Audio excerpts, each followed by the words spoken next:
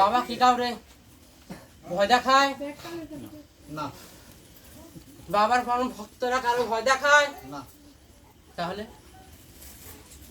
কি বল? আরে বাবা ওরা তো ভয় পাচ্ছে। বন্ধ করলি কেন তাহলে? ভয় পাস?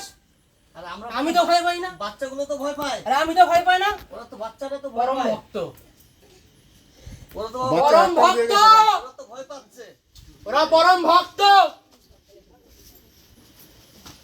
এবার কি করতে হবে বলো? ডাক আদেশ আসুক।